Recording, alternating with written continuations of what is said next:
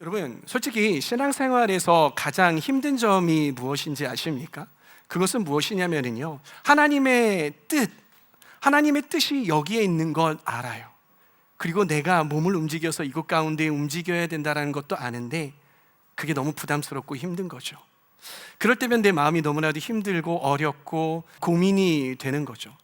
그런데 여러분들 아시잖아요. 어디 하나님의 뜻이 이겁니다라는 거 여러분들 우리가 너무나도 쉽게 알 수 있다는 거예요. 그런데 하나님의 뜻이 이거인 걸 너무나도 알고 거기에 내가 순종해야 된다는 것도 너무나도 쉽게 아는데, 여러분 말같이 하나님의 뜻에 온전히 순종하고 순복하는 거 쉽습니까? 어렵죠. 상당히 어렵죠. 왜 하나님의 뜻에 순종하고 순복하는 것, 그 하나님의 뜻을 알면서도 거기에 순복하는 게 어려울까요? 그것은 내가 가고자 하는 방향이 있잖아요. 그렇죠? 나의 계획이 있지 않아요. 그런데 꼭 하나님의 뜻은 내가 가고자 하는 방향과 좀 다르더라고요. 내가 해오던 그러한 연속선상에 있던 그러한 것들을 다 내려놓아야 돼요. 뒤집어야 돼요. 다 내려놓고 부숴야 되는 그러한 때가 있다는 것이죠. 그리고 어떨 때는 내가 손해봐야 할 때도 있어요. 그리고 내가 희생해야 하는 그러한 때도 있다는 것입니다. 그럴 때 여러분들 어떻습니까? 마음이 너무나도 어렵죠. 그래서 때로는 하나님의 말씀을 좀 거부하고 주님 잠깐만요 하고 내려놓고 나의 길을 계속 하고 싶죠. 그런데 그러면 그럴 때일수록 여러분 하나님의 음성은 더욱더 선명해지게 나에게 다가오는 것이죠. 하나님의 뜻이 자꾸 이렇게 선명하게 다가올 때마다 내 마음은 더더욱더 괴로워진다는 거예요. 그래서 하나님의 말씀에 순종하기가 너무 어렵습니다. 예수님도요, 그러한 경험이 있으셨어요. 예수님도 예수님의 시간과 예수님의 때, 예수님 개인의 그러한 마음들이 분명히 있으셨다고요. 그런데 오늘 이 겟세마네에서 예수님께서는요, 그 예수님의 마음, 그리고 예수님의 때, 그리고 예수님의 어떤 그런 계획과 하나님의 뜻이 좀 뭔가 좀 다르셨던 것 같아요. 그러다 보니까 그 겟세마네에서 너무나도 괴로워하셨고 두려워하셨던 거예요. 누구처럼요? 바로 우리가 했던 것처럼 그렇게 하셨다라는 거예요. 그러나 그 예수님은요, 하나님의 뜻에 순복하셨습니다. 오늘 그 겟세마네의 밤, 이 예수님께서 그 겟세마네를 어떻게 보내셨는가를 통해서 과연 우리가 우리의 겟세마네의 밤을 만났을 때 우리는 어떻게 행동해야 하고 어떻게 반응해야 하는지 함께 나누어 보기를 바랍니다. 예수님께서는 어느 날 베드로와 요한과 그리고 야고보를 데리고 겟세마네 동산이라는 곳에 올라가셨어요. 그리고 그곳에서 기도하시기 시작하십니다. 그런데요, 놀랍게도 예수님께서는요, 어떻게 하셨습니까? 괴로워하셨어요. 그리고 놀라셨어요. 놀라시고 괴로워하셨어요. 여러분들의 경험에 비추어 볼 때, 여러분의 신앙 경험과 그리고 여러분들이 성경 지식에 비추어 보았을 때 이 모습이, 예수님의 이러한 모습이 익숙하십니까? 저는 익숙하지 않았어요. 왜냐하면 예수님께서는 늘 언제나 잠잠하셨거든요. 늘 언제나 평온하셨어요. 예수님께서는 늘 언제나 침착하셨고 의연하셨다고요. 예를 한번 들어볼까요? 제자들이 배를 타고 갈릴리 바다를 갑니다. 그러다가 풍랑을 만났어요. 배가 뒤집힐 것 같아요. 완전히 부서질 것 같았어요. 그때 예수님께서는 어디 계셨습니까? 바로 배꼽물 안에서 주무시고 계셨어요. 제자들은 난리가 났습니다. 예수님 어디 있어? 예수님, 저희가 이렇게 죽게 되었는데도 불구하고 예수님은 잠을 주무십니까? 그러실 정도로 이 폭풍 속에서도 예수님께서는 의연하고 태어나셨다고요. 그런데 오늘 이 말씀에서는 예수님께서는 놀라셨대요. 예수님답지 않게 놀라셨대요. 그리고 예수님께서는 어떠하셨습니까? 두려워하셨어요. 그래서 예수님께서는 엎드리셔서 기도하시기 시작을 하십니다. 예수님께서는 제자들에게 깨어 기도하라라고 말씀하셨어요. 그리고 기도하시러 저만큼 앞에 나가서 기도하셨어요. 그리고 돌아오세요. 예수님께서 기도하러 가시고 그리고 제자들에게 돌아오시는 이 반복을 3번이나 하세요. 예수님께서 3번이나 기도하러 가셨고 제자들은 그때마다 3번이나 예수님께서 오셨을 때 어떤 반응을 했냐면 자고 있었어요. 1번 자고 있었고 2번 자고 있었고 3번 자고 있었다고요. 그 당시 제자들은요, 제자들에게 어떠한 일이 닥칠지 몰랐어요. 그리고 예수님과 그리고 이 상황 속에서 어떠한 일이 벌어질지 몰랐습니다. 그런데 그때 예수님께서는 앞으로 어떠한 일이 이 세상 가운데와 그리고 본인에게 그리고 제자들에게 닥칠지 알게 되셨던 것입니다. 그 일이 무엇입니까? 바로 예수님께서 세상의 모든 인류의 죄를 짊어지시고 십자가에 못 박혀 죽으셔야만 하는 그러한 시간이 바로 다가왔다라는 것을 알게 되신 그때였기 때문인 것입니다. 여러분, 그러한 일은 너무나도 엄청난 일이었어요. 우리가 바라볼 때도 우리에게도 너무나도 엄청난 일이지만은요, 예수님에게도 그것이 너무나도 엄청난 일이었습니다. 그래서 예수님께서는 이렇게 기도하십니다. 마가복음 14장 35절에서 36절 전반절까지의 말씀을 함께 읽어보도록 하겠습니다. 읽습니다. 시작. 그리고서 조금 나아가서 땅에 엎드려 기도하시기를 될 수만 있으면 이 시간이 자기에게서 비껴나가게 해달라고 하셨다. 예수께서는 이렇게 말씀하셨다. 아빠, 아버지께서는 모든 일을 하실 수 있으시니 내게서 이 잔을 거두어 주십시오. 나에게서 이 잔을 거두어 주십시오.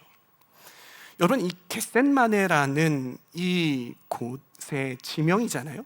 이 겟셋마네라는 뜻이 무슨 뜻인지 아십니까? 이 겟셋마네는요, 올리브 있잖아요. 올리브를 앞잡기, 그러니까 올리브를 넣어서 으깨는 거예요. 누르는 거예요. 그러면서 그 즙을 빼내는 거예요. 이게 겟셋마네가 그러한 뜻을 가지고 있었거든요. 즉 눌리고 짜이고 부서지신 곳, 이곳이 바로 이 겟셋마네다라는 거예요. 예수님은 그 이름처럼요, 이 마치 악잡기에 이 쌓이는 듯한 그런 고통과 긴장 속에서 하나님 앞에 엎드려져서 기도하셨던 것입니다. 사실 우리도 이러한 경험들을 하잖아요. 이 악착기에 눌려가지고 깨이고 부서지고 막 이렇게 압력을 당하는 그러한 상황들이 우리에게 다가온다는 것이죠. 하나님의 뜻인 건 분명히 아는데, 이게 옳은 길이라는 것도 분명히 아는데, 그 길을 가면 내가 손해볼 것 같고 내가 뭔가 내려놓아야 될 것 같고 내 미래가 모두 다 뒤바뀔 것 같은 그러한 마음들이 올 때가 있다라는 것이죠. 그래서 그때에는 우리가 어떻습니까? 그러한 하나님의 음성을 만나면 자꾸 피하려고 하죠. 도망가려고 하죠. 외면하려고 한다는 것입니다. 하지만 그러면 그럴수록 어떻습니까? 그 하나님의 음성은 더욱더 선명해지고 뚜렷해진다는 거예요. 그럴수록 마음이 점점 불편해지고 내 안에 싸움이 깊어진다는 것입니다. 그럴 때 우리는 어떻게 해야 될까? 그럴 때 우리는 누구를 봐야 된다? 바로 예수님께서 그 시간에 어떻게 행하셨는지를 바라봐야 된다는 것이죠. 예수님께서는요, 그 겟셋마네의 밤 그 시간에 그 하나님의 뜻이 무섭고 두렵고 놀랐다고 해서 도망가지 않으셨어요. 예수님께서 어떻게 하셨습니까? 오히려 그 자리에서 기도로 끊임없이 나아가신 것이에요. 그러기에 겟셋마네의 밤에 필요한 것은 바로 무엇이냐? 기도인 것입니다. 사랑하는 청년 여러분, 그리고 여기에 계신 성도 여러분, 여러분들이 이 겟셋마네의 밤을 만나셨을 때 먼저 피하지 마시고 다른 곳으로 도망가지 마시고 하나님 앞에 나아가 기도하러 엎드러지는 저와 여러분들 다 되기를 바랍니다.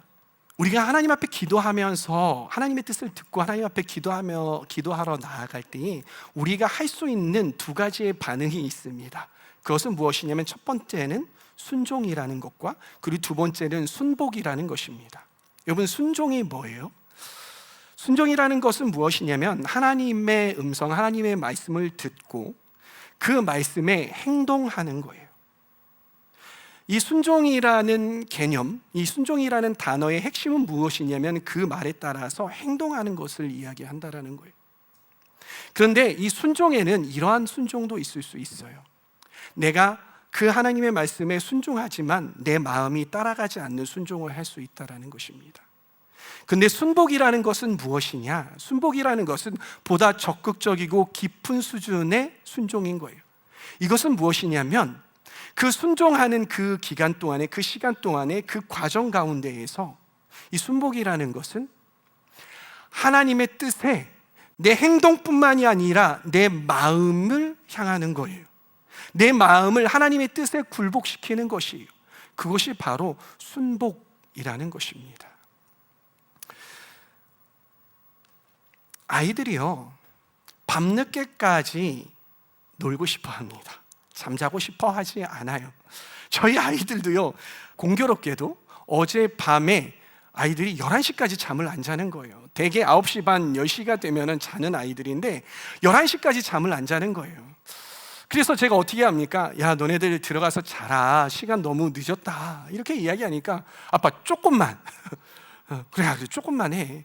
근데 이제 들어가서 자야겠지? 아빠 조금만요. 이 조금만이 10번이 넘어요. 그래서 10시부터 제가 들어가 자라 했는데 11시까지 1시간 동안 그 시간이 이어질 거예요. 그런데 저하고 또 제 아내가 말씀 준비를 해야 되잖아요. 근데 이 아이들이 들어가 자야 되는 거예요. 그리고 이 아이들은 빨리 자야 키도 크고 건강해지잖아요. 그래서 부모로서 이 아이들이 빨리 들어가 자게 만들어야 될 수밖에 없죠. 그래서 아빠로서는 조금만요 하는 거를 이제 그만해야 하는 거예요. 그래서 좀 단호하게 이야기했어요. 아니, 이제 그만이야. 이제 들어갈 시간이야. 들어가 자라고 이야기를 했어요. 자, 여기에서 좀 순종을 하는데 소극적인 순종이라면 이 아이가 어떻게 할 수 있을까요? 엉덩이를 떼고 자기 장난감을 툭 그냥 그 자리에 떨어뜨리는 거예요. 그러면서 쿵쿵거리며 맨날 아빠는 들어가서 자라고 해. 자기네들은 여태까지 깨어 있으면서 아빠는 자라고 해 하면서 이렇게 쿵쿵거리면서 들어가 자는 거예요. 아이가 불순종했습니까? 아니요, 순종한 거예요. 순종한 거라고요.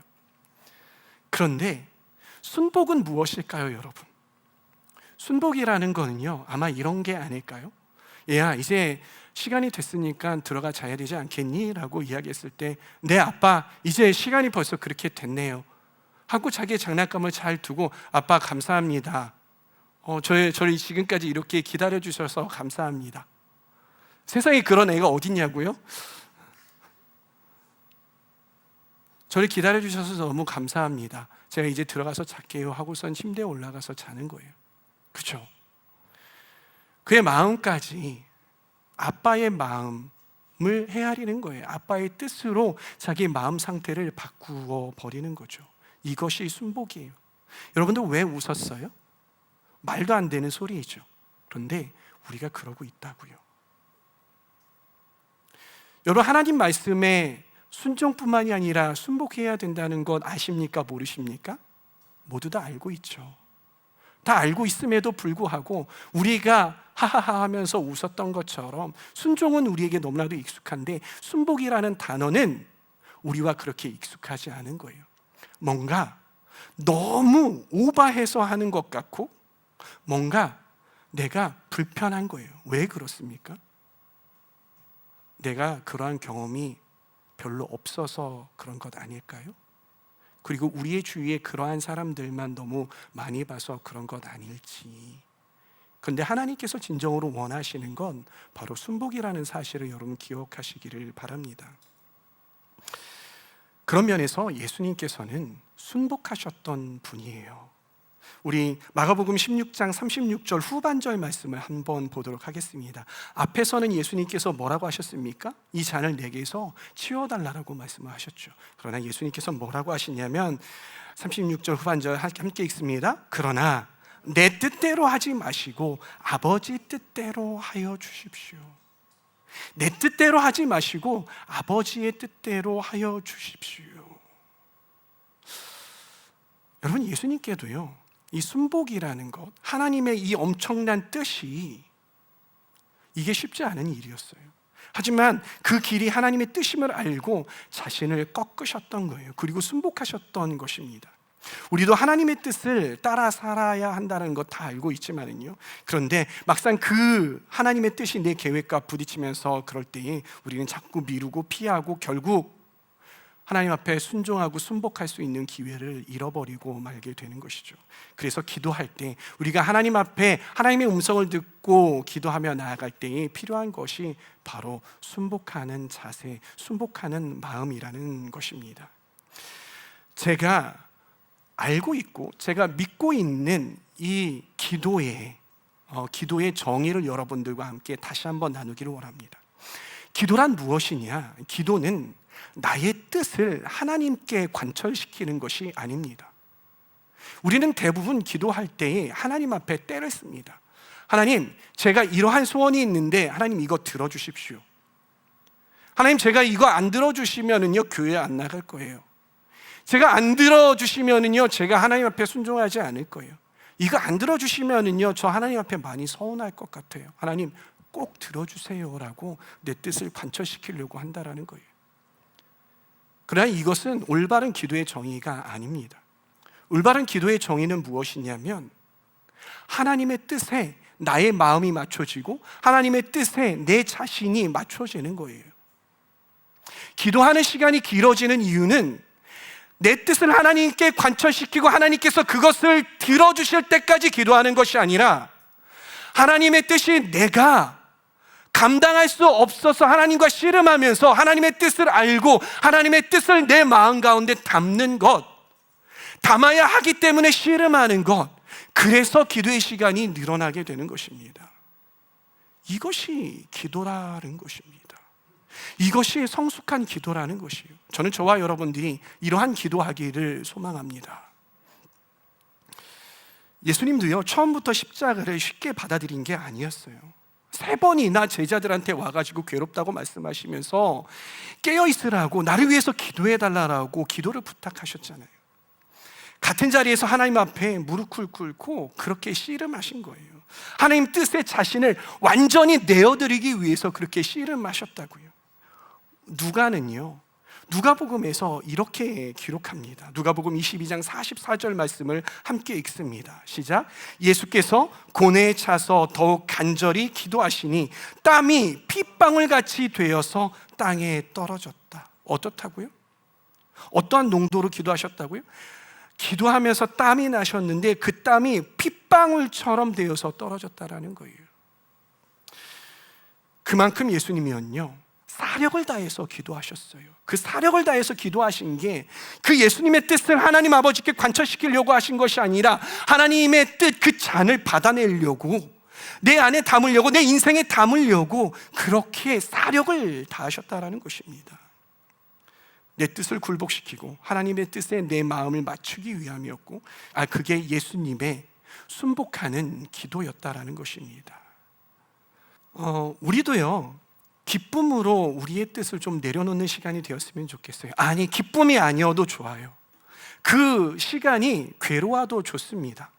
그러나 기도할 때 내 뜻을 하나님께 관철시키려고 하는 것이 아니라 하나님 뜻에 내 마음과 나의 삶이, 내 의지가 순복되고 굴복되기를 원하며 기도하며 나아갈 수 있기를 바랍니다. 누가가 고백했던 것처럼, 누가가 기술했던 것처럼 예수님은요 땀이 핏방울처럼 될 정도로 간절히 기도하셨습니다. 그리고 제자들에게 오셔서 이렇게 말씀을 하시죠. 내 마음이 근심이 쌓여 죽을 지경이다. 내 마음이 근심에 쌓여 죽을 지경이다. 그래서 날 위해서 좀 기도해 다오라고 말씀을 하셨죠. 그만큼 예수님의 마음은 무겁고 아팠던 거예요. 제자들에게 1번, 2번, 3번까지 오시면서 깨어서 기도해 다오라고 말씀을 하셨어요. 그리고 기도하러 가셨어요. 그리고 3번째 돌아오셨을 때에 제자들의 반응이 어떻습니까? 그때 정신 차리고 기도했던가요? 아니라고요. 제자들이 다시 졸고 있었어요. 제가 좀 험악한 말을 쓰죠. 처자빠 자고 있었어요. 처자 빠져서 자고 있었다고요. 저라면 야, 빵! 안 일어나? 야, 내가 얘기했잖아. 나 죽겠다고. 야, 모르겠냐? 그런데 너는 이렇게 처자빠 자고 있어? 진짜 니네 수제자들이라는 3명이잖아. 근데 니네 이래서 되겠냐라고 이야기를 하겠어요. 안 그러시겠습니까? 근데 제자들이 그렇게 자고 있더라고요. 근데 예수님께서 그때의 제자들에게 뭐라고 말씀하시는 줄 아세요? 이렇게 말씀하십니다. 41절 말씀. 예수께서 3번째 와서 그들에게 말씀하셨다. 남은 시간을 자고 쉬어라. 남은 시간을 자고 쉬어라. 그런데 뭐라고요? 그 정도면 넉넉하다. 뒤에 구절은 안 읽을게요. 그 정도면 넉넉하다. 여러분 도대체 뭐가 넉넉한 걸까요? 뭐가 넉넉해요? 제자들이 기도하는 신용이라도 하면서 기도했던가요? 아니요. 자고 있었어요. 제 표현으로 처 자빠져서 자고 있어요. 근데 그게 넉넉해요? 그러면 이 말씀을 넉넉하다라고 표현하신 게 제자들이 그러니까 속상하니까 그 제자들을 위로하기 위함일까요? 아니면은 이 말씀을 읽고 있는 저자들이 좀 민망하니까 제자들을 보호해 주려고 그랬을까요? 아니면 이 글을 읽으면서 우리가 기도 시간에 좀 처자빠져서 자도 되는구나라는 그런 위로를 얻고 그런 교훈을 주기 위함일까요?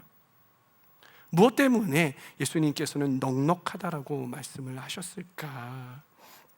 제자들이 잠만 자고 있었는데 그 의미는 바로 인간의 준비 시간은 끝났다라는 거예요. 인간의 준비 시간은 더 이상 존재하지 않는다라는 거예요. 이제 제자들은 할 수 있는 게 없다라는 거예요. 자, 이런 경험이 있죠. 주님께서는요, 각자의 분량대로, 사람들의 분량대로, 각자의 달란트대로 하나님의 일들을 맡겨주십니다.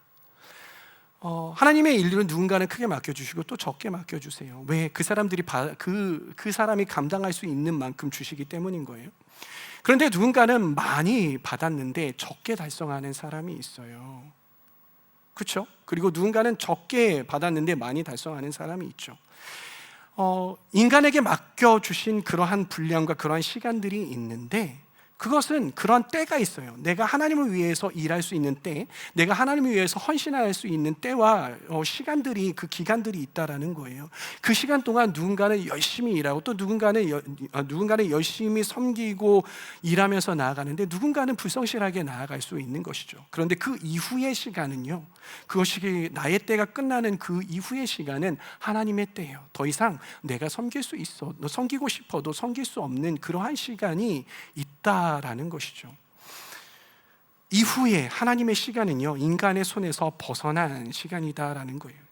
그러기에 이 말씀 속에서 우리가 얻을 수 있는 하나님 나라의 원리, 또 우리가 붙잡을 수 있는 이 신앙의 원리는 무엇이냐면요, 하나님의 뜻이 이루어지기 전에는 우리의 때, 그러니까 우리가 순종하고 그리고 하나님과 동역할 수 있는 그러한 때, 그러한 시간이 주어지지만은요, 그 시간은 영원하지 않다라는 거예요.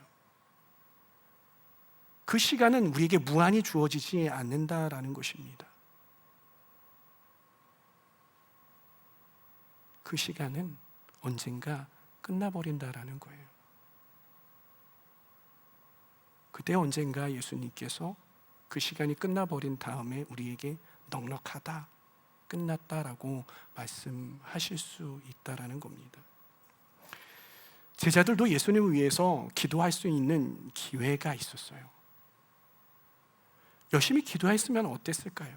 그러나 그들은 졸고 있다가 그 시간을 놓쳐버렸습니다. 그리고 그들은 예수님이 잡히시자 어떠한 결과를 만들어냈습니까? 예수님께서 그토록 예수님께서 십자가에 못 박혀 죽으실 것이라고 말씀을 하셨죠. 정말 많이 예수님께서 제자들에게 가르쳐 주셨어요. 그런데 깨어서 예수님과 동역하면서 기도하지 않으니까 예수님이 잡히시던 날에 제자들은 뿔뿔이 다 흩어져 버렸던 것입니다. 한번 지나간 그때는 다시 돌아오지 않습니다. 청년 여러분, 예수님을 위해서 헌신할 수 있는 우리들의 시간, 우리들의 때도 마찬가지라는 사실을 우리는 좀 알았으면 좋겠습니다. 졸업하고 나서 헌신하겠습니다. 좀 제가 취업하면 하나님 앞에 헌신할게요. 제가 결혼해야 되는데 결혼하면 하나님 앞에 헌신할게요. 애 낳고 애를 키우면 제가 헌신할게요. 제가 은퇴하면 헌신할게요. 미루면 우리의 헌신할 수 있는 하나님과 정말 깊이 대화하고 하나님께 우리의 삶을 던질 수 있는 그러한 시간은 자꾸 사라져버린다는 사실을 기억하시길 바라요. 그리고 그 시간은 돌이킬 수 없습니다. 사탄은요, 우리의 지금이라는 이 순간을 빼앗아 가기 위해서 우리를 호시탐탐 노리고 유혹을 하고 있어요. 그래서 지금이라는 이 순간 가운데 우리가 하나님 앞에 나아가 우리의 삶과 또한 우리의 모든 계획들을 내려놓고 하나님의 뜻을 따르게 하지 못하게 하려고 우리를 방해한다라는 사실도 여러분은 기억하셔야 할 것 같아요. 그래서 예수님께서는 이렇게 말씀하십니다. 38절 함께 읽습니다. 너희는 유혹에 빠지지 않도록 깨어서 기도하라. 다시 한번, 너희는 유혹에 빠지지 않도록 깨어서 기도하라. 마음은 원하지만 육신이 약하구나. 유혹에 빠지지 않도록 우리는 깨어서 기도하며 하나님 앞에 우리의 계획과 또한 우리가 하고자 하는 것들을 관철시키는 것이 아니라 굴복시키고 그 하나님의 뜻을 우리 안에 순복하는 그러한 시간으로 우리가 나아가야 한다라는 사실을 기억하시기를 바랍니다. 사랑하는 청년 여러분, 여러분들의 겟셋만의 밤 있으시지 않으십니까? 그 여러분들만의 겟셋만의 밤은 어떠한 농도로 보내고 계십니까? 예수님은 그 겟셋마네의 밤을 땀이 핏방울이 되도록 기도로 보내셨습니다. 하나님의 뜻이 분명했지만 그 뜻은 너무나 무거웠기 때문인 것입니다. 그럼에도 불구하고 예수님은 그 뜻에 순복하기 위해서 기도의 자리로 나아가셨고 그리고 홀로 외로이 싸우셨습니다. 예수님은요, 하나님의 뜻이 자신의 마음에 완전히 스며들게 하기 위해서 엎드리셨고 기도하셨다라는 것이에요. 그리고 마침내 그 뜻을 받아내셨습니다. 그 겟셋마네의 순복은요, 인류를 구원하는 그런 놀라운 결과를 가져왔죠. 여러분, 우리에게도 각자의 겟셋마네가 있습니다. 예수님께 쉽지 않았던 것처럼 우리에게도 정말 쉽지가 않아요. 각자의 분량대로 주님께서 나누어 주시지만 그거를 받아내기가 너무나도 어렵다라는 것입니다. 진로의 문제, 인간관계의 문제와 아픔들, 그리고 가정과 일터의 현실 속에서 우리는 도저히 소화하기 어려운 하나님의 뜻과 마주하게 됩니다. 그 겟셋마네의 밤은 피하고 싶지만요, 바로 그 밤 그 자리에서 하나님의 뜻이 우리에게 임한다라는 사실을 기억하시기를 바랍니다. 그리고 그 뜻은 우리를 새롭게 하고 우리를 좀 살게 하는 그러한 밤이라는 사실을 기억하시기를 바랍니다. 여러분, 예수님이 그 밤에 하나님의 뜻을 받아내셨던 것처럼 우리도 이 겟셋마네의 밤을 믿음으로 그리고 순복하는 우리의 태도와 기도로 통과해야 한다라는 사실 또 한번 기억하시기를 바랍니다. 하나님의 뜻이 내 뜻과 부딪힐 때 그 뜻을 이해하려고 애쓰기보다 기도로 받아내시는 순복의 자리로 나아가기를 바랍니다. 저는 저와 여러분 모두가 겟셋마네의 밤을 회피하지 않고 하나님의 뜻을 순복함으로 받아낼 수 있는 그런 모든 청년들이 되기를 바랍니다. 그래서 성숙한 그리스도인, 하나님의 마음을 시원케 해드리는 그런 그리스도인 다 되시기를 바랍니다. 아멘.